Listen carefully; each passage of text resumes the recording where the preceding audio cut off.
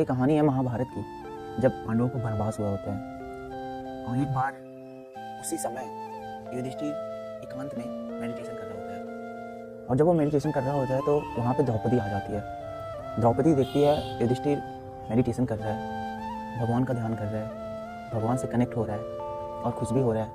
तो जब युधिष्ठिर मेडिटेशन खत्म करके उठता है तो देखते हो बहुत खुश है। तो द्रौपदी कहती है कि आप भगवान जैसे कनेक्ट होते हो तो भगवान जैसे एक क्यों नहीं पूछते कि हमारा दुख खत्म कब होगा।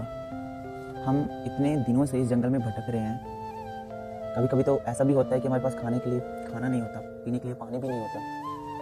ऐसे में हम कैसे इन सब चीज़ों से मुक्ति पा सकते हैं। तो युधिष्ठिर बहुत ही अच्छे से जवाब देता है, ध्यान से सुनिएगा इस जवाब को। युधिष्ठिर कहता है कि मैं भगवान की प्रार्थना इसलिए नहीं करता क्योंकि मैं भगवान से कुछ मांगना चाहता हूँ।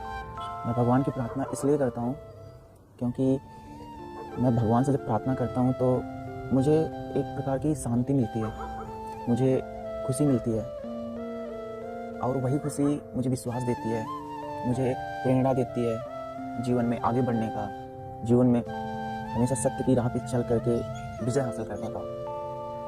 और यही मेरे सबसे बड़े शस्त्र हैं। और अगर मैं भगवान से कुछ मांगता भी हूँ तो एक प्रकार का व्यापार हुआ। भगवान से कनेक्ट होकर के, भगवान में ध्यान लगा करके मैं व्यापार तो नहीं कर सकता।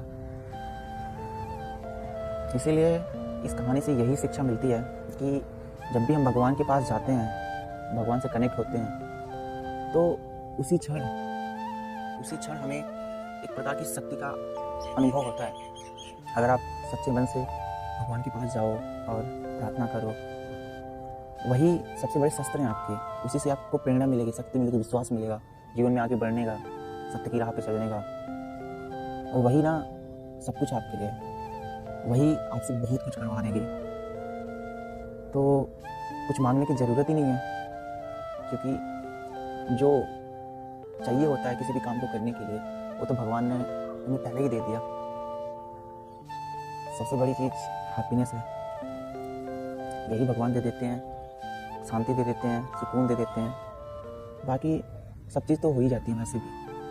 तो इसीलिए इस कहानी से यही आशा मैं रखता हूँ कि आप सभी को एक अच्छी प्रेरणा मिली होगी भगवान से कुछ मांगने की नहीं, बल्कि भगवान में लीन हो जाने की, भगवान में अपने आप को देखने की, या अपने आप में भगवान को देखने की, आस्था रखने की, विश्वास रखने की। कुछ मांगने के लिए नहीं, बल्कि इसलिए क्योंकि आप आस्था रखते हो। तो आज की इस वीडियो में इतना ही।